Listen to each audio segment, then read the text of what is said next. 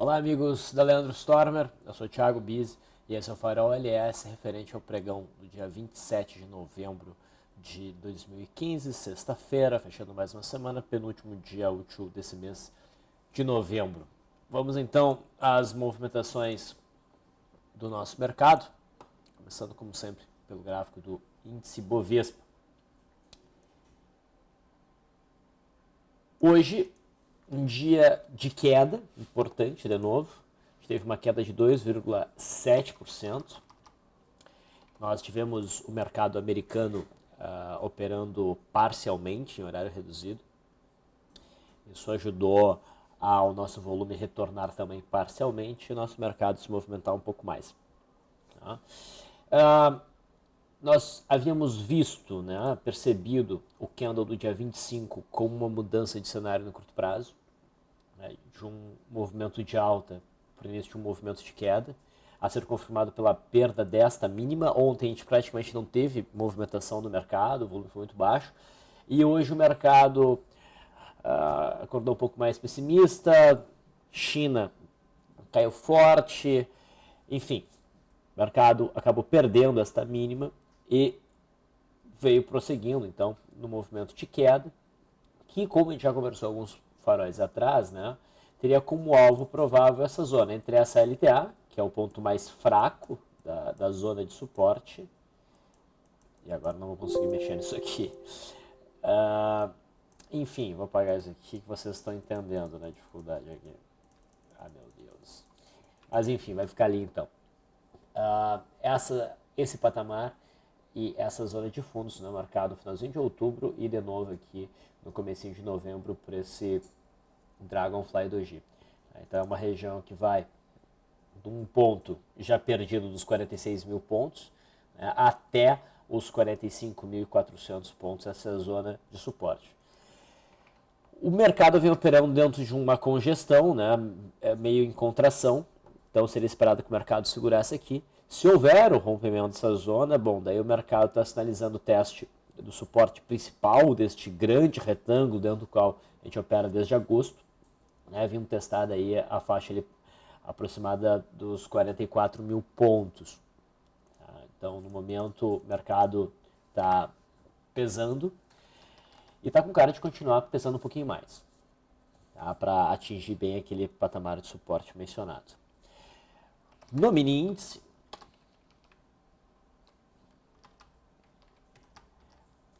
o cenário ontem foi de uma movimentação lateral. A gente estava próximo de um patamar de suporte importante ali nos 46.700. Então, era até esperado que o mercado desse uma quedinha para bater nesse suporte, a partir do teste desse patamar se decidir para um lado ou para o outro, pelo rompimento daquele patamar, daquela zona, ou o mercado esboçaria alguma reação altíssima em cima dessa zona. Bom, o que nós tivemos hoje... Perdão, o mercado ontem foi essa movimentação aqui, tá? Essa foi a movimentação de ontem, a abertura hoje se deu num gap de baixo.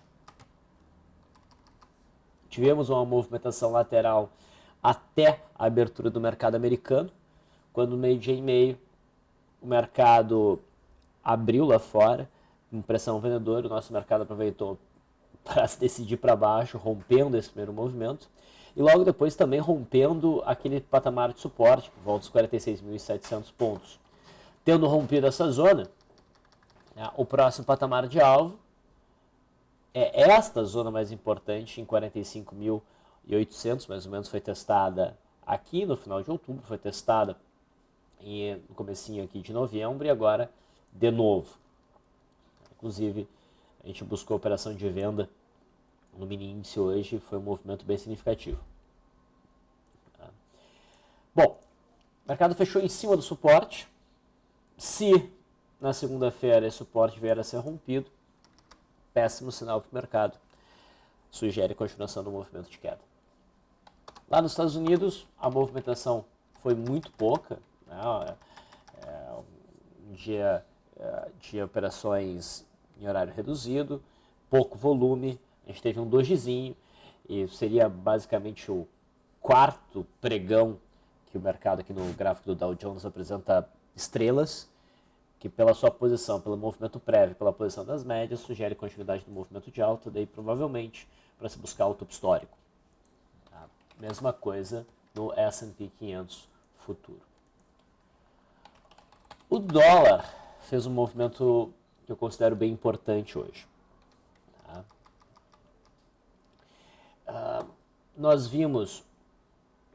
discutimos ontem, né, a questão do dólar ter rompido o fundo de outubro. Né, já tinha, né, no comecinho de novembro, dado uma ideia de rompimento, mas o mercado voltou para cima. Depois a gente rompeu de novo, veio um pouquinho mais para baixo, agora a gente está voltando para cima de novo. Essa característica de movimento, ainda mais quando o mercado opera logo abaixo uma LTB, que faz sentido, isso é uma movimentação de uma possível cunha, nesse caso descendente, que é um padrão altista. Tá? Se esse movimento de alta não se configurasse, né, como apenas um pullback, a gente conseguisse ver o mercado acelerando realmente para baixo desta linha de retorno, para baixo dessas mínimas todas aqui, tá? Enquanto isso não viesse a acontecer, a gente poderia estar, na verdade, tentando operar para baixo uma cunha de alta. Tá? O que nos indicaria, o que o mercado deveria fazer para a gente abandonar uma expectativa baixista e passar a acreditar no movimento de alta, talvez até se posicionar nesse sentido? O rompimento desta LTB, né, com candle de força, bom volume, idealmente com zigue-zague ascendente. A gente tem tudo isso. O zigue-zague ascendente é bem curtinho. Tá? Mas a gente discutiu que no intraday a máxima aqui do dia 25 seria um ponto bem crítico. Tá? E o rompimento desse patamar provavelmente detonaria o movimento de alta, indicaria o rompimento dessa LTB e, portanto, desta cunha. Então, começa a me parecer que é isso que nós temos. E a barra de hoje no dólar, tá, ela tem características de uma barra de ignição. Tá? O movimento de hoje, sem sombra de dúvida, estopou qualquer tipo de operação na venda, por esse gap de fuga, talvez por uma correção em pullback. Tá? E se houver a superação da máxima de hoje no dólar no pregão de segunda-feira, eu vejo isso como sinal de compra dentro do meu modelo, com stop abaixo da mínima de hoje. Tá?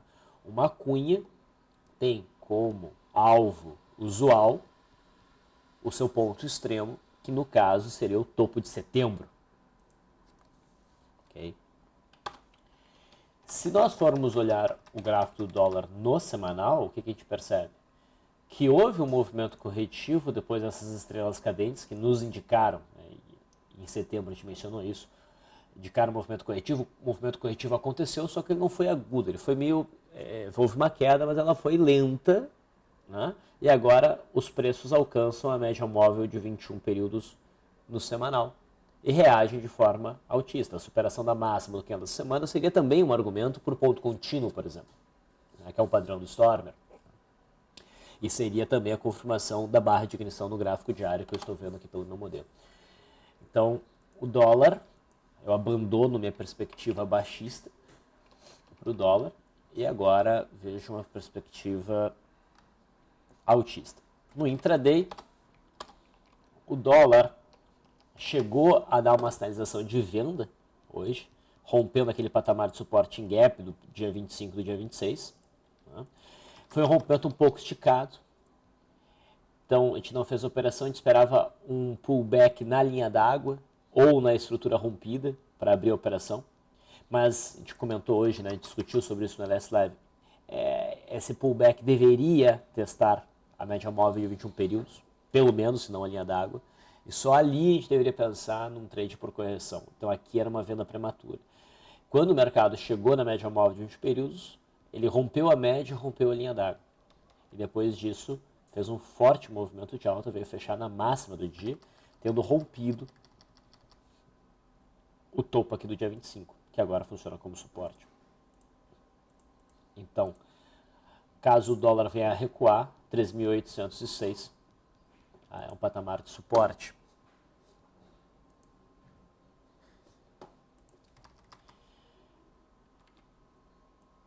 Foi um forte movimento no dólar.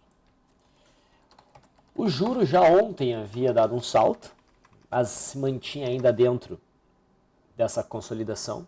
Né? A movimentação de hoje está indicando rompendo essa consolidação para cima. A gente consegue um fechamento acima das máximas recentes aqui. Tem um gap prévio que reforça uma seleção de força nesse rompimento. O que faltou hoje foi um pouco de volume. O volume não foi um pouquinho acima da média, mas foi menor que os volumes prévios. Então, não é um salto tão forte, mas a gente poderia trabalhar uma operação de compra no juro pela superação da máxima de hoje, na segunda-feira. Com stop abaixo dessas mínimas, talvez trazendo um pouquinho mais abaixo, dependendo daqui da volatilidade. 1,4%. Não. Abaixo aqui dessas mínimas, um pouquinho abaixo, já teria suficiente. Tá? Então, é possível que o juro dê uma disparada, em busca também do seu topo em setembro. Falando das ações, a Vale abriu no gap de baixo e deu um mergulho, se enquadra no cenário de gap de fuga, mas a distância para a média móvel de 20 períodos é grande.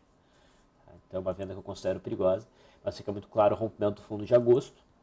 O papel pode dar continuidade então nesse movimento de queda, e esse ponto aqui, em torno dos 11,90 até a faixa dos 12,30, que antigamente era o suporte, toda essa zona aqui agora funciona como resistência para Vale. Então para Vale 5, quanto a Vale 3, que também intensifica seu movimento de queda, e tem nesse fundo aqui agora uma zona de resistência. A BRAP, novamente, acelera para baixo, mais 7,5% de queda. A gente já está com uma distância bem significativa para a média móvel de 21 períodos. Está com índice de afastamento de 46. A gente não vê um índice de afastamento tão grande quanto esse desde setembro de 2014. Mas não há sinal de reversão ainda. Não há sinal de reversão ainda. E novamente hoje, o BRAP gerou uma operação de venda no intraday, dessa vez por rompimento de primeiro movimento, mas a gente preferiu a operação da Vale, a qual a gente acabou não pegando, mas o rompimento aqui da Vale, o primeiro movimento, foi bem bonito. Petrobras passou para baixo da média móvel de 21 períodos, continua o movimento de queda. O suporte que existe é esse fundinho, é o fundo de novembro, aqui por volta do 7,30, 7,20, mesma coisa na PTR3. Nos papéis de siderurgia, Gerdau corrige um pouco, nada a ser feito, é um papel que ainda se mostra forte, pode vir buscar a faixa aqui do 6,75, 6,90. A CSNA perdeu a mínima de ontem, encerrando operações de swing trade pelo método Leandro, pelo método Busy, e abre espaço para uma correçãozinha que pode sentir suporte aqui no 5,50 e retomar a alta. E a Uzi Minas, que é o papel que realmente está mais fraco, perde as mínimas recentes e está bem próxima de fechar aqui o gap em 2,46, e se romper os 2,46 para baixo, é caminho livre para o movimento de queda na Uzi Minas. No setor bancário, o Bradesco sofre uma segunda frustração. A primeira foi do rompimento, a segunda é em relação ao candle de ontem, que seria, né, possivelmente um sinal de compra por correção, de maneira genérica. Né? A gente viu que não era um sinal forte ontem, porque não teve muito volume, porque veio abaixo dos 25,50, não era algo que a gente queria operar, e de qualquer forma não foi acionado. Mas teve gente que operou aqui, e essas pessoas estão estopando, e provavelmente agora que a gente tem um rompendo a média móvel de 20 períodos, Bradesco vem buscar a faixa dos R$21. Itaú também, já era um cenário parecido, mas é um papel que está mais forte. Eu não vejo Itaú derretendo mais forte do que Bradesco, mas vai saber. Banco do Brasil, até que não está sofrendo tanto assim graficamente, mas também se espera um movimentozinho de queda para buscar a faixa aqui dos 16,80, o fundo do comecinho de novembro. Todos esses gráficos ficaram bem mais complicados de avaliar do ponto de vista de swing trade. Tá? Outros papéis que podemos mencionar hoje. Alpa 4, ontem testou o patamar imaginado de suporte por volta de 7,65 e hoje mostra um candle, né, que permitiria a gente acreditar num repique. Faltou um pouco de volume, mas também não foi tão ruim. A superação da máxima de hoje abriria espaço para um trade de compra agressivo, um trade de retorno à média. BBTG vem com grande volatilidade. O papel vem caindo. Hoje fica abaixo desse patamar dos 24 reais ali, a 24,20 mais ou menos. começa a deixar mais claro o rompimento dessa zona, e isso é um sinal ruim para o papel. Ela está perdendo um suporte primário, apesar de ser um rompimento complicado de operar. A gente até fez uma operação de day trade hoje, que tem um lucrinho razoável, nada demais. A MAR 3 é um papel que está pressionando o suporte, a dar indicação que está rompendo, o volume foi bem razoável. A gente tem aquele cenário onde a gente não consegue romper as sombras, mas o candle é só ele dá uma ideia de que o ponto mais importante foi rompido. Então a gente poderia buscar trade pela perda mínima, por exemplo. Um viés baixista bem forte, as bandas estão bem estreitas e começam a se abrir. Então esse papel pode dar uma bela pancada para baixo. A CESP, que rompeu e confirmou o rompimento, mas estava um pouquinho esticado. Então vamos ver até onde ela caiu. Ela deu uma queda de 4%. Teria chegado muito próximo do alvo por RP. A gente poderia já estar, mesmo não tendo alcançado RP, a gente deveria estar protegendo a posição agora.